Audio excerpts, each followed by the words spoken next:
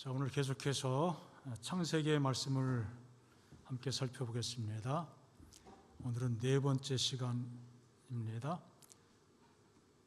창조와 관련된 또 네 번째 주제가 되겠습니다. 하나님께서 남자와 여자를 창조하셨다고 성경이 말씀하죠. 이 속에 담겨 있는 의미를 함께 좀 살펴보겠습니다. 아담이 이르되 이는 내 뼈 중에 뼈요 살 중에 살이라 이것을 남자에게서 취하였은즉 여자라 부르리라. 이러므로 남자가 부모를 떠나 그 아내와 합하여 둘이 한 몸을 이룰지로다. 아담이 하와를 보는 순간 우리가 흔히 말하는 대로 한눈에 반했던 모양입니다. 즉시로 첫눈에 반하게 되었습니다. 사랑을 뜨겁게 고백합니다. 내 뼈 중에 뼈, 살 중에 살, 나의 존재다, 나의 또 다른 존재다, 나의 분신이다, 나의 또 다른 자아다, 그런 의미가 이 속에 다 포함되어 있는 것을 읽혀줍니다. 합하여라고 말씀했죠. 합한다는 것은 사랑으로 연합하고 전적으로 하나가 되는 것, 그것을 의미하죠. 하나님께서 그 가정을 향하여 선포하시기를, 사실 남자와 여자가 그 당시에는 부모가 하나님이시고 육신의 부모는 없었지만은 미래의 일들을 또 예견하면서 남자는 부모를 떠나고 독립하고 아내와 합하라. 그래서 한 몸을 이루라. 그렇게 말씀하셨죠. 가족관계, 부부관계는 정말 전적으로 하나가 되는 연합입니다. 하지만 죄악의 역사 속에서 이 하나가 되는 중요한 가치는 철저하게 파괴되었습니다. 한편이 다른 한편을 억압하고 착취하는 일이 발생했죠. 요즘 말로 이 평등한 것이 아니라 완전히 기울어졌어요. 운동장이 기울어졌습니다. 기울어진 운동장에서 경기가 제대로 펼쳐질 수 없죠. 그런 모양이 되어버렸습니다. 하나님이 세상을 창조하실 때 우리가 흔히 기억하고 많이 강조하는 것처럼 하나님이 창조 때 세우신 두 가지 제도가 있습니다. 첫 번째는 뭐예요? 안식일, 또 하나는 가정이죠. 하나님이 창조하실 때 세우신 정말 중요한 의미와 가치를 지니고 있는 이 안식일과 가정은 누가 공격하기에 좋은 목표물이 됐어요? 마귀가 공격하기에 아주 좋은 목표물이 된 것이죠. 이 두 가지를 마귀는 파괴하기 위해서 열심히 노력했고 이 두 가지를 파괴하는 데 꽤 성공적이었습니다. 그렇죠? 안식일을 파괴하고 잊어버리게 하고 잃어버리게 하고 또 날짜도 바꿔버리고, 자, 그리고 가정에 대해서도 말입니다. 이 가정 안에서 하나가 되고 합해져야 되는데 완전히 기울어지게 만들고 그랬죠. 너무 일방적인 그러한 상태로 흘러가게 됐습니다. 21세기 현재 문명의 시기에도 여성들의 지위가 철저히 짓밟히는 지역이 정말 많습니다. 비록 가정을 이루고 산다고 하지만은 여성의 존엄성이 담보되지 못하는 일들이 너무나 많고 그런 문화권이 굉장히 많습니다. 정말 다행스러운 것은 성경이 전파된 지역에서는 그래도 상당한 수준으로 회복이 되었습니다. 그래서 과거에 그 상황과 비교해 볼 때 오늘날의 여성의 지위가 향상된 지역에 사는 분들은 어느 누구보다 예수님의 은혜를 참 많이 입고 사는 사람임을 기억하면 좋겠습니다. 그것이 또 다른 뭐 차별적인 언어가 된다고 또 지적할 수 있을지 모르겠지만은 어쨌든 현실적으로 그렇다는 것이죠. 아마 그래서 교회 안에 남자보다는 여자가 더 많은데 그 이유가 거기 있는지 모르겠습니다. 아직도 차별이 여전하죠. 이 기울어진 운동장을 바로잡겠다는 생각을 가진 그러한 사람들이 많이 있습니다. 좋은 일이고 바람직합니다. 소위 아직까지 우리가 사용하는 언어에도 차별이 있다고 그런 시각을 가진 사람들이 많이 이야기합니다. 자, chairman 무슨 뜻입니까? 의장이란 뜻을 가진 영어 단어입니다. 여기 끄트머리에 man이라고, man은 남성이죠? 남자를 의미합니다. 자, 요즘에는 의장이 꼭 남성입니까? 여성인 경우도 많지 않습니까? 그래서 요즘에는 사람들이 chairman보다 chairperson, 남자도 아니고 여자도 아닌 또 제3의 또 중성, 그렇죠? 중간 입장을 취한 용어를 사용을 하기를 좋아하지요. 자, 우편 배달부를 포스트맨이라고 이야기했습니다. 물론 이제 여성분이 할 때는 포스트우먼이라고 이야기하지만 이런 단어보다 메일 캐리어, 그냥 편지를 전달해주는, 날라주는 사람, 그런 개념으로 남성도 아니고 여성도 아닌 중간, 중립적인 그런 형태를 취하게 됩니다. 자, 이런 건 봐줄만 하죠. 그런데 이제 이런 것들이 조금 더 어떤 일이든지 이제 양날개가 있죠. 중심이 있고 양날개가 있습니다. 날개도 몸통에 붙은 쪽이 있는가 하면 날개 끄트머리가 있어요. 그걸 뭐라 그래요? 극, 우, 극, 좌. 좌익, 우익 그렇게 이야기하죠.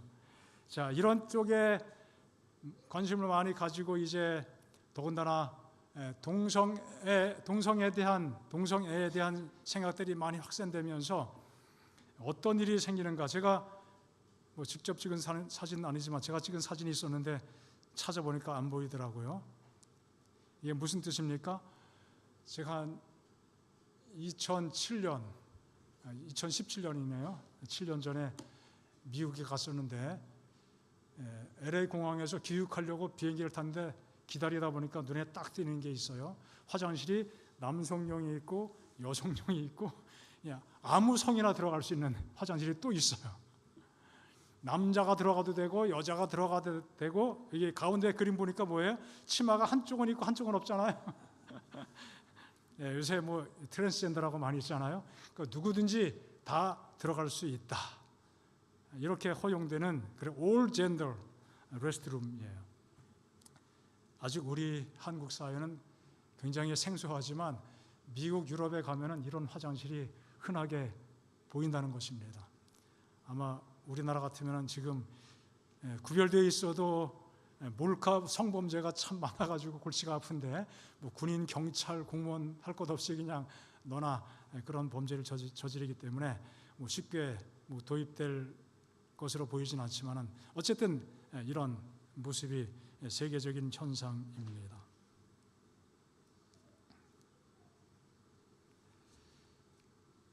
자, 차별을 없애는 것은 좋지만 구별되는 것 자체까지도 허물어지게 되는 것이죠. 이것도 역시 하나님께서 의도하신, 하나님께서 세우신 어떤 가정의 질서, 또 남녀 간의 질서를 파괴하는 일이 되는 것이라고 생각이 됩니다. 누가 좋아할 일입니까? 하나님이 기뻐하실 일일까요? 사단이 좋아하는 일일까요? 대학생들을 대상으로 사역하는 한 목회자에게 이런 이야기를 들은 적이 있습니다. 설교 중에 자기 아내를 집사람이라고 표현을 했어요. 그랬더니 설교를 끝난 다음에 한 대학생이 와서 아주 정중하게, 그러나 아주 강력하게, 목사님, 사모님한테, 아내한테 집사람이 뭡니까? 집사람이라는 표현 자체가 잘못됐다는 거예요. 무슨 뜻입니까? 집사람이 집에서 집안이라는 사람이 집사람 아니에요? 그런 개념이기 때문에 이 젊은 청년의 이 정말 이 소위 페미니즘이라고 하는 그 생각에 사로잡혀 있는 그 청년에게는 견디지 못하는, 목사님이 단상에서 자기 아내에게 집사람이라고 이야기했다. 이게 견디지 못할 그런 표현이 된 것이죠. 아내라는 표현이 맞다는 주장했다고 하는 것입니다. 아내는 또 뭡니까? 그런데 아내, 사실 아내도 유교적인 전통이, 유교적인 어떤 생각이 가미된 전통적인 용어이죠. 중화권을 제외하면 배우자를 집 안사람이라고 부르는 일이 없다고 합니다. 이 동양아시아권에서 일본, 중국, 그 다음에 한국, 특별히 그렇죠. 한자를 그대로 사용하기 때문에. 자, 아내. 아니라는 말과 애라고 하는 접미어가 합쳐져서 아내, 안사람, 그런 용어가 만들어졌다고 사전에 정의가 되어 있습니다. 제가 고등학교 때 우리 장현숙 집사님 오빠 되시는 분이 저희 담임 선생님이시고 국어 선생님이셨는데, 제가 기억하는 몇 가지가 기억이 나는데 그 중에 하나가 아내에 대한 설명이었어요. 아내는 안 플러스 해, 집안의 태양이다. 그때는 그런가 보다 그렇게 생각했는데, 이 단어가 만들어진 것이 꽤 오래전이고 중국의 영향을 받았고 그러는데, 그 당시에 여성의 인권이 그 정도가 아니었기 때문에 정말 그럴까, 그렇게 생각이 들어요. 그냥 그것은 그냥 현대인들의 관점 입장에서 해석하는 설명이지 실제적으로는 그런 것은 아니라고 생각을 합니다. 자, 이렇게 그런 관점을 가지고 보면은 쓸 수 있는 말이 별로 없어요. 아내, 그럼 뭐 집사람도 아니고, 뭐 집사람이나 아내나 사실 뭐 같은 뜻인데 그걸 뭐라고 써야 되나요? 새로운 용어를 만들어야 돼요. 제대로 쓰려면은. 이게 쉬운 일이 아니에요. 수백 년, 수천 년 동안 하나의 문화적 과정 속에서 형성된 단어이기 때문에 하나 만들려면 이 단어 안 쓰면 어떻게 설명이 많아져야 되거든요. 뭐 간단하게 와이프라고 영어로 하면 되지만 또 이것도 너무 외래어가 되지 않습니까? 자, 이런 재미있는 단어들이 있습니다. 이거는 뭐예요? 처자죠. 아내를 일컬을 때 한자로 더 처라고도 이야기합니다. 자, 이 처라고 하는 것은 이 상형 문자가 이제 이렇게 만들어진 건데, 이게 뭐예요? 머리카락이 막 흔들려, 긴 머리카락이 있고 옆에 뭐예요? 어느 손이 머리카락을 잡고 있어요. 이 형상을 따서 만들어진 글자가 처라고 하는 글자라고, 이제 여러분 그 네이버 한자 사전에 보면은 그 한자 유래가 설명된 단어들이 참 많아요. 가끔 보면 재미있는 설명들을 많이 볼 수 있습니다. 자, 한 여성에게 그 여성의 머리카락을 만질 수 있는 사람은 누구예요? 남편밖에 없죠. 철저하게 남녀 칠세 부동석 이 배경 속에서 아무나 그 한 여성의 머리카락을 만질 수가 없어요. 그래서 남성이 여성의 머리카락을 만질 수 있는 사람, 그게 뭐예요? 그게 이제 처라고 하는 단어의 기원이라고 하는 것입니다. 자, 이 며느리 붙잡니다.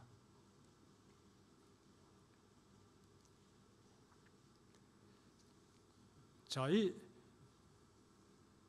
우리가 옆에 부수를 옆에 왼쪽에 그 여자를 무슨 여자라고 그래요? 좀 요즘에 이 표현하기는 조금 공석에서는 우리가 공용적으로 쓰는 단어임에도 불구하고 그 단어가 그렇게 긍정적으로 상대를 어떤 존중하는 그런 용어 뜻으로 사용되진 않죠. 그냥 평범하게 혹은 비하시키는 말로. 그래서 이제 사전에도 뭐 그렇게 옛날 쓰는 방식으로 쓸 것이 아니라 뭐 여성 여자 뭐 그렇게 좀 바꿀 때가 되지 않았나 싶습니다. 자, 그 다음에 옆에 오른쪽에 글자는 뭐예요? 비추예요. 비추. 제가 지금 돌아가신 어느 목사님이죠. 오래전에 결혼식, 누구 결혼식인지 모르는데 결혼식 참석했더니 이 단어를 설명하시면서 주례를 하시더라고요. 며느리의 의미가 뭐냐고 하면은 이 빗자루를 들고 쓰는 그 모습을 형상화한 그 뜬 문자다. 요새 집에서 빗자루 들고 그 일만 합니까? 여성이? 며느리는 그것만 해야 돼요? 그건 아니죠. 의미가, 그러나 이런 의미를 가지고 이 글자가 만들어지고 그런 의미로 받아들여졌습니다. 자, 그 다음에 또 부인, 뭡니까? 물론 한자 공부 시간은 아니지만 관련된 내용들이기 때문에 좀 부가적으로 설명을 드립니다. 이 부자는 큰 대자 위에 한 일자, 획이 하나 더 추가된 모양이죠. 이것은 남성이 서 있는 팔과 다리 버티고 서 있는데 머리에 상투를 들고 그 상투에 비녀를 꽂은 그 모습, 남성을 의미하는 단어이죠. 거기서 나온 상형 글자입니다. 장가 가면은 남자가 상투 들고 머리 이제 꽂고 했죠. 혹은 하늘 천자에다가 위에 하나 또 삐쩍 올라갔잖아요. 하늘보다 높다. 그런 의미로 이제 유추가 됩니다. 그러니까 이 글자도 뭐예요? 부인이라고 여성을 높여 부를 때 뭐 사대부 집안이나 뭐 그렇게 높여 부를 때 부인이라는 단어를 사용했는데 결국은 이것도 누구 중심이에요? 남성 중심, 높은 사람, 결혼한 사람의 여자, 그게 부인이에요.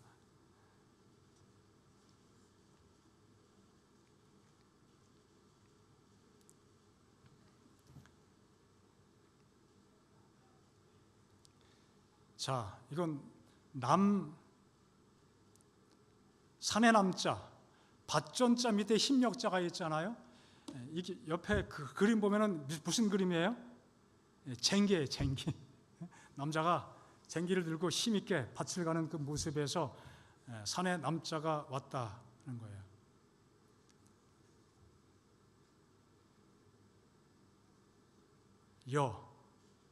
여자는 가지런히 무릎 꿇고 앉아 있는 그 글자, 그 모양이에요. 자, 이런 정말 지금 생각하면은 우리 현재 21세기 사고 방식과 관점을 가지고 보면은 말도 안 되는 일들이지만 그 오래전에 역사 속에서 이런 문화를 만들어 오게 된 거죠. 뭐 이런 것들을 좀 살피면서 이 기울어진 것을 바로잡고 차별을 좀 바로잡는다. 그것은 참 좋은 의미이죠. 무엇보다 우리는 예수님께서 우리 남성과 여성의 차별을 없애시고 또 양자간이 서로 평등하다는 사실을 일깨워 주시고 성경에도 그런 사상이 분명히 제시가 되어 있고 그래서 많은 나라에서 이런 잘못된 것들이 바로 잡혀진 것에 대해서 정말 귀하고 감사한 것으로 여기게 됩니다.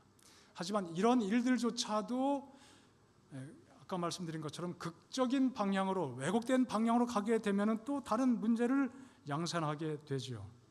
소위 페미니즘, 여성을 아주 강조하고 여성의 인권과 가치를 아주 강조하는 그런 아주 열렬한 운동, 극단적인 운동까지도 포함해서 페미니즘이라고 이야기하죠. 페미하면 여성을 의미하죠. 그런 옷을 입고서 반목과 대립과 분열을 조장하고 나아가서 서로 혐오하게 만들어요. 화합을 깨뜨립니다. 이 성경에 말씀된 둘이 합하여 어떻게 하라고요?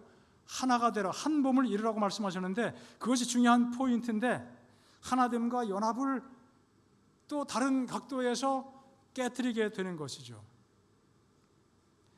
말씀드린 것처럼 과거 역사 속에서 성차별로 인해서 하나님의 그 복된 가치, 하나님께서 가정해 주신 그 귀한 가치가 깨지고 그 균형이 깨져 버렸습니다. 오늘 사회 속에서는 이것을 회복하고 극복하려는 시도가 있어서 그것은 바람직하지만 극단적인 생각으로 서로 분열시키고 소위 말하는 갈라치기, 그런 양상을 띠게 되죠. 이것도 누가 역시 좋아할까요? 사단이 좋아합니다. 우리는 하나님께서 왜 세상을 창조하실 때 양성을 창조하시고 왜 그들이 서로 하나가 되어 살아가도록 하셨는지 의미를 우리는 말씀을 통해서 또 기억하고 그 뜻을 따라 살고자 믿음으로 살아가야 될 것입니다. 창세기 2장에 말씀하셨습니다. 사람이 혼자 사는 것이 좋지 않다. 요즘은 혼자 사는 걸 좋게 여기는 사람들이 참 많죠. 그런 사람들이 정말 많아졌습니다. 그런 사람이 참 많아지는 것 같아요. 이유도 다양합니다. 혼자 있는 것이 편하다, 좋다, 그런 뜻이죠. 그러니까 함께 사는 것이 어떻다는 거예요? 불편하다는 것입니다. 힘들게 되죠. 저희들 인생의 짐이 더 많아집니다. 함께 살면서 책임지는 삶에 대한 두려움이 있습니다. 또 불편함이 마음속에 작용하게 되는 것이죠. 그래서 뭐라고 그래요? 난 차라리 혼자 살고 말지. 저희 가까운 한 친구도 아들이 결혼하는데 결혼하든지 말든지 그건 네가 알아서 해라. 결혼한 다음에 자녀를 낳든지 말든지 그것은 너희들이 알아서 해라. 난 관여하지 않겠다. 아예 요즘 그 표현을 아주 쿨하게 자기 자녀에게, 결혼한 자녀에게 그렇게 이야기했다는 거예요. 그래서 결혼한 지가 꽤 오래됐는데도 불구하고 할아버지가 안 됐어요. 뭐 여러 가지 이유로 혼자 살겠다고 이야기하지만 하나님께서는 혼자 사는 것이 어떡하지 않다? 좋지 않다. 그래서 돕는 배필이 필요하다고 말씀하셨습니다. 가까운 어느 교회 젊은 장로님입니다. 35살까지는 결혼할 생각이 전혀 없었대요. 정말 결혼 할 생각 요만큼도 없었는데 그 나이에 아주 된통 아팠답니다. 이러다 내가 혼자 아무도 없는 데서 고독사 할 수도 있겠구나. 그 생각이 벌떡 들면서 그때부터 결혼해야지 생각을 하게 되고 36에 결혼했다는, 지금 살아있는 사람이에요. 저보다 좀 어린 사람인데요. 그래서 다른 친구들보다 자녀들이 나이가 좀 어리다. 하나님께서 어쨌든 간에 남녀로 창조하셨죠. 거기에 포함된 다양한 이유와 목적이 있지만 무엇보다 하나님은 돕는 배필 역할을 하면서 서로 연합하며 살아가게 하신 것입니다.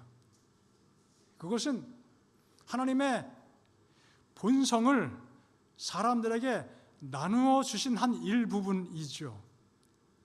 남녀가 만나서 하나를 이루는 것은 하나님이 고안하신 창조의 질서입니다. 그런 삶을 통해서 완벽한 조화를 의도하셨습니다. 물론 죄 때문에 그것이 파괴됐고 깨어져 버렸지만 어쨌든 그 안에서 참 행복을 누리며 살도록 하신 것이죠. 지금도 그 의미는 여전히 동일한 것입니다. 자, 이 조화와 이 시작의 근본은 어디인가? 바로 하나님이십니다. 은사는 여러 가지나 성령은 같고 직분은 여러 가지나 주는 같으며 사역은 여러 가지나 모든 것을 모든 사람 가운데에서 이루시는 하나님은 같으니, 물론 문맥은 다르지만 하나님의 교회에서 하나님께서 각양 은사, 각양 선물, 각양 책임, 각양 직분을 허락해 주신 이유는 삼위 하나님의 그 모습처럼 함께 연합하여 봉사하고 그 속에서 서로 성숙해 가고 연합을 이루면서 하나님께 영광을 돌리게 되는 것이었죠. 삼위 하나님은 언제나 일치하시는 분이고 늘 조화 가운데 존재해 오셨습니다.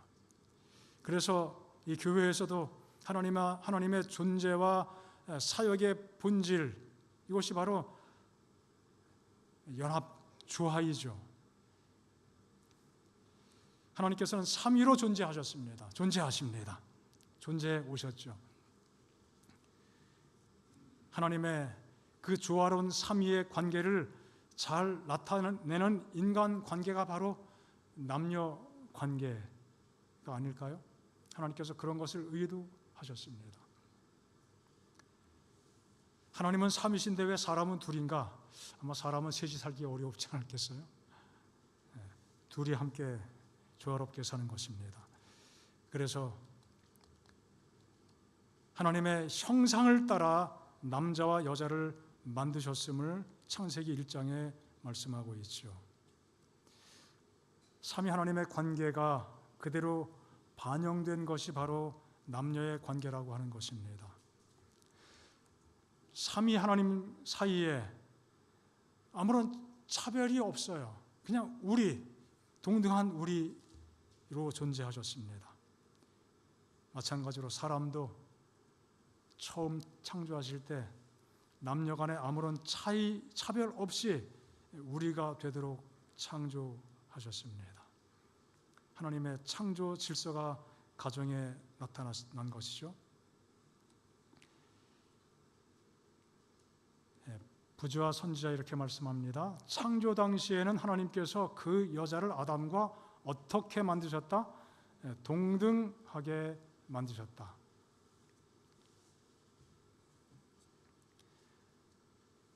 아마 많이 들어보셨을 거예요. 메추엘리가 이야기한 내용으로 전해지는데, 하나님이 하와를 창조하실 때 아담의 머리에서 뼈를 취하신 것도 아니고, 그 다음에 발에서 뼈를 취하신 것도 아니고, 옆구리에서 뼈를 취하신 것은 교만해서도 안 되고 또 낮춰서도 안 되고, 어떻게 해요? 평등하게 하기 위해서 옆구리에서 뼈를 취하셨다. 아주 좋은 해석의 표현입니다. 자, 문제는 무엇입니까? 이렇게 만드셨지만 이 조화가 깨졌어요. 원래부터 깨지게 만든 것이 아니었지만 죄 때문에 파괴가 된 것이죠. 조화가 사라졌습니다. 여기 읽었던 말씀의 그 문맥 전후 보면 이런 말씀이 기록되어 있습니다. 하나님께서 하와에게 그 후 그의 몫이 될 수밖에 없는 슬픔과, 그 후가 어떤 후예요? 범죄한 이후예요. 그의 몫이 될 수밖에 없는 슬픔과 고통에 대하여 말씀하셨다.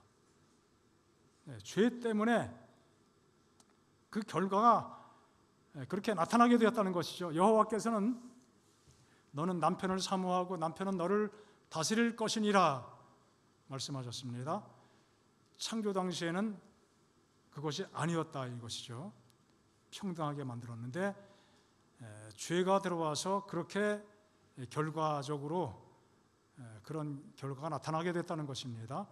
그들이 하나님께 대한 순종을 유지했었더라면, 다시 말해서 그분의 위대한 사랑의 율법에 조화되었었더라면 그들은 항상 서로 조화되었을 것이다. 그러나 죄는 뭘 가져와요? 불일치, 디스코드라고 되어 있습니다. 코드가 맞냐 안 맞냐 이야기하죠. 서로 불화가 생깁니다. 디스코드의 반대말은 콘코드예요. CON 앞에. 늘 이 코드가 잘 맞는 거예요. 코드가 잘 맞았지만 죄가 들어오니까 코드가 안 맞기 시작했습니다. 그래서 서로 핑계대고 그랬죠. 이제는 어느 한쪽이 다른 한쪽의 복종함으로만 그들의 연합이 유지되며 조화가 보존될 수 있게 되었다. 이미 죄로 인해서 마음속에 있는 그 완전함이 파괴가 됐습니다. 그런 상태에서 그냥 두면 어떻게 돼요? 걷잡을 수 없는 문제가 발생됩니다. 하나님께서 이 상황을 조정해 주신 것이죠.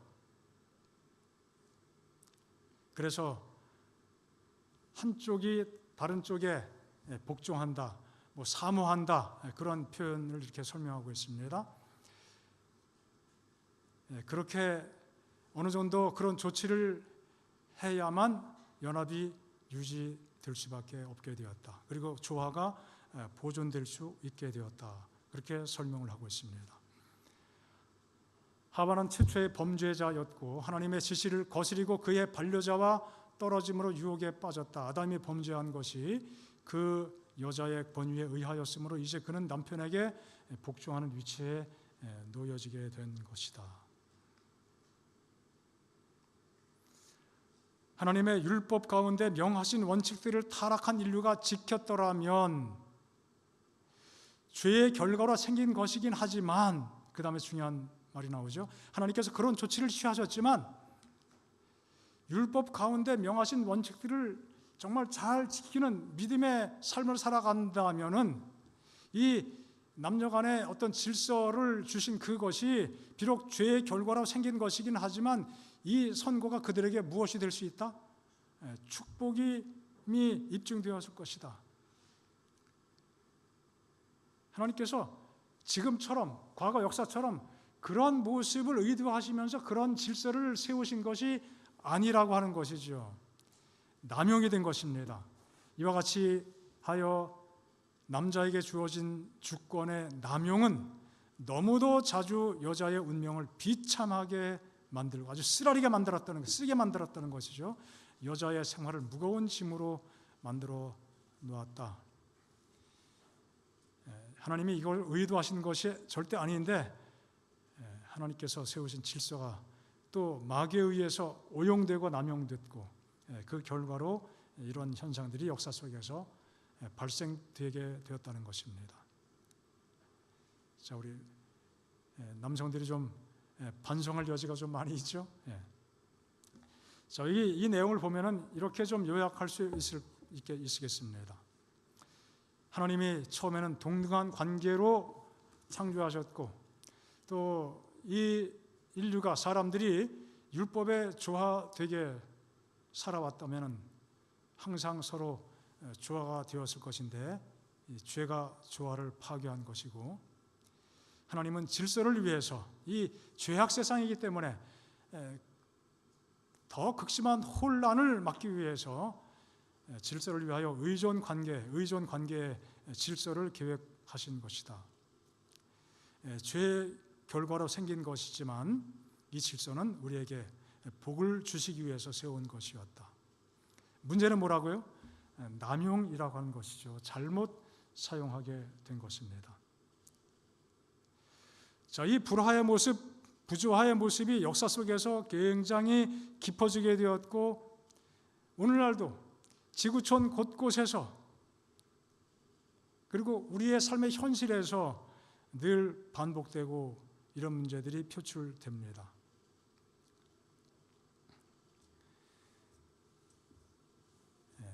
한국 사람에게만 있는 병이 있다고 해요. 특별히 여성들이 가진 병, 화병. 화병의 주 원책임이 누구한테 있어요? 저도 같은 남성이기 때문에 어쨌든 뭔가 설명할 수 없는, 다른 나라에서는 이 진단명이 없지만 한국에만 있는 병이라고 하죠. 다 이 질서에 대해서 남용하고 살기 때문에 생기는 한 문제라고 생각합니다. 현대도 21세기 이 문명 사회 속에서도 문화적으로 극심한 차별을 여전히 가지고 사는 문화권들이 참 많죠. 어느 지역에 가면은 여성들이 운전을 하지 못하도록 금지된 곳도 있어요. 정말 끔찍한 일이 벌어집니다. 운동 경기장 출입 못하게 하는 나라도 있습니다. 축구 보러 못 들어가요. 축구를 좋아하는 여성이 있어도. 그리고 명예살인 들어보셨죠? 정말 성폭행을 당한 것도 억울한데 그런 일로 인해서 집안의 명예가 추락됐다, 실추됐다. 그래서 어떻게 해요? 가족이 그 여성의 목숨을 끝내는 일들이 있는 것이죠. 그걸 명예살인이라고 이야기합니다. 참 이런 것들이 빨리 사라지는 세상에서 우리가 함께 살아가야 되겠습니다. 하나님은 그런 세상을 우리에게 약속해 주셨습니다. 그 세상을 우리에게 소망으로 갖도록 계획해 주셨습니다. 그래서 우리가 가진 소망은 우리 그리스도의 구속 안에서 모든 문제가 온전하게 창조 당시로 회복될 것이라는 점입니다. 구속은 그래서 우리가 뭐라고 이야기합니까? 회복과 같다. 회복이라고 이야기합니다. 완전한 회복입니다. 모든 부조화, 모든 불화의 문제들이 다 사라지고 창조 당시에 그 아름다운 보시기에 좋았더라 했던 그 모습으로 완전히 회복되는 것이죠. 그 상태로 되돌려질 것입니다. 우리는 이 회복을 기다리고 기대하고 또 우리의 삶의 현장에서 그런 회복의 경험을 만들며 살아가야 되는 사람들입니다. 위대한 구속의 경륜은 이 세상이 완전히 하나님의 은총을 다시 어떻게 하는 결과, 회복하는 결과를 가져온다. 이 회복은 미래에 최종적으로 완성될 것이지만 우리가 믿음으로 살아갈 때 우리의 삶의 현실에서 이 회복의 은혜를 함께 맛보고 누리고 살아가야 되는 것이죠. 죄로 잃어버렸던 모든 것이 회복된다. 사람뿐 아니라 지구도 구속함을 받아 순종하는 사람들의 영원한 거처가 된다.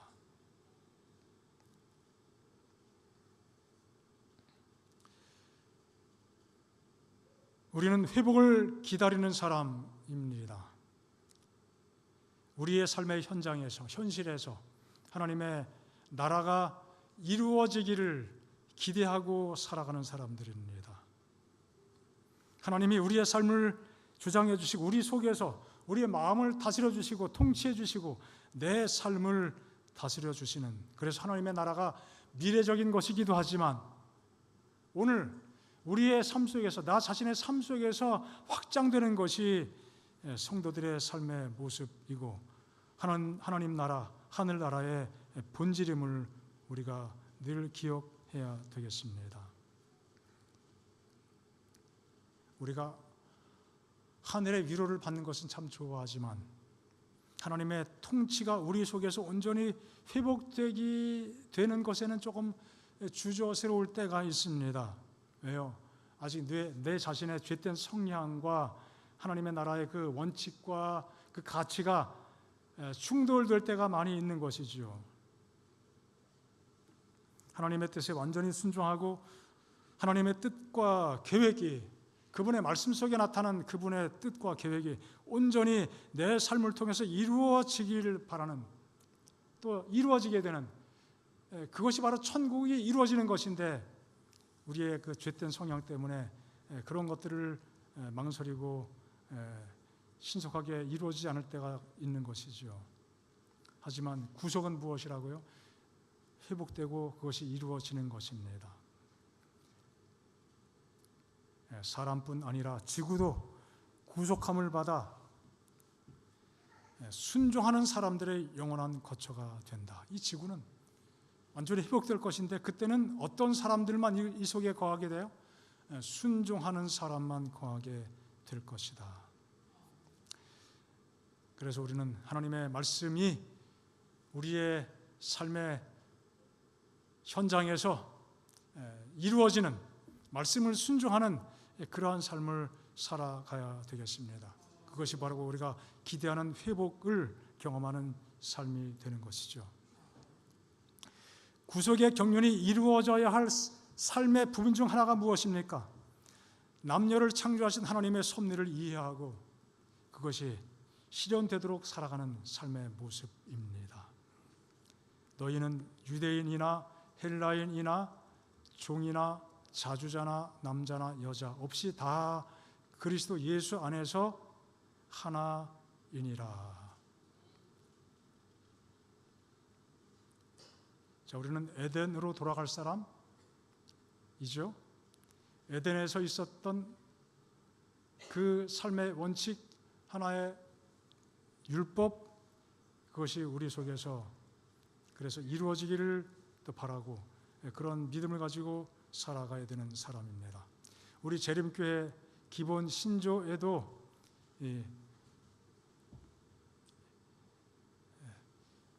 모든 민족, 문화, 학문, 국적, 또 높은 자, 낮은 자, 부자, 가난한 자, 남자, 여자 차별하지 않고 차별로 인해서 분열되지 않고 서로 동등되게 또 하나의 친교회로 상호간에 서로 존중하면서 연합하는 것, 그것이 우리의 성도들의 삶의 모습이고 또 삼위 하나님이 일체가 되신 것에 근본을 두고 있는 우리의 삶의 가치임을 강조하고 있습니다.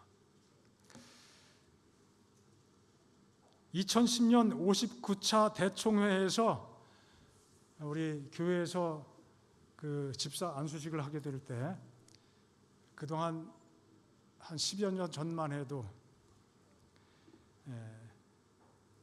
남 집사님에게는 안수했지만 여 집사님에게는 실제로 안수하지 않았죠. 기도는 했지만. 그래서 2010년도에 대총회에서 여 집사를 신임할 때도 안수하여 세우기로 공식 결의를 했습니다.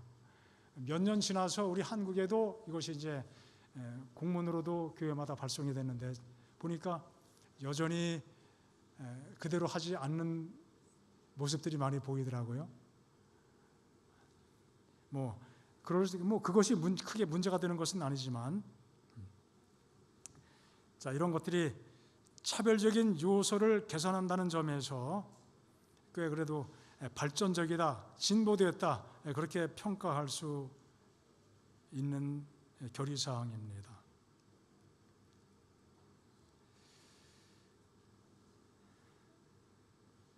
자, 이걸 당장 어떻게 해야 된다, 그런 것을 말씀드리려고 하는 것이 아니라 우리가 가야 할 방향이 무엇인지 다시 한번 살펴볼 필요가 있다는 것입니다.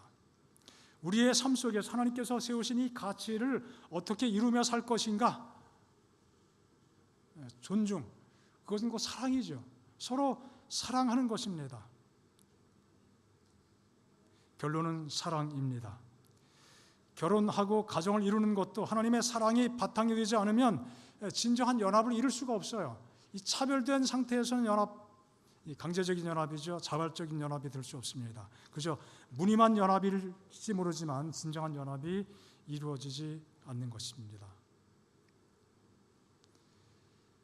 또 이 모든 것들이 불편하고 힘든 일들을 포함하고 있다고 해서 홀로 살아가겠다. 그것도 어떻게 보면은 하나님의 뜻을 따르지 않고 인간의 어떤 이기적인 그 욕망을 따라 사는 모습이 되는 그런 면도 있는 것이죠. 어쨌든 구별되지만 차별 없이 조화를 이루고 살아가는 삶의 방식, 하나님의 강력한 사랑에 의해서 가능하게 될 것입니다. 하나님께서 혼자 있는 것은 좋지 않다고 이야기하셨죠. 다른 말로 하면 뭐예요? 함께 사는 게 좋다는 말이에요. 함께 있는 게 좋다. 하나님이 세상을 창조하실 때 보시기에 좋았다, 자주 말씀하시고 또 보시기에 심히 좋았다, 그렇게 말씀하셨죠. 이 좋다는 것은 정말 말 그대로 좋다는 것을 의미하기도 하고 선하다, 즐거운 것이다, 유익한 것이다, 이익이 된다, 다양한 의미를 가지고 있는 단어입니다. 우리의 삶의 현장에서